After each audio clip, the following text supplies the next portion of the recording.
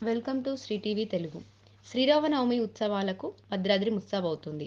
వైకుంఠరాముడి కళ్యాణ మహోత్సవాన్ని అట్టహాసంగా నిర్వహించేందుకు ఇప్పటికే అధికారులు అన్ని ఏర్పాట్లు పూర్తి చేశారు. రాములూరి కళ్యాణ తలంబ్రాలను దేశ నలుమూలలకు పంపించేందుకు ప్రత్యేక ఏర్పాట్లు పూర్తి చేశారు.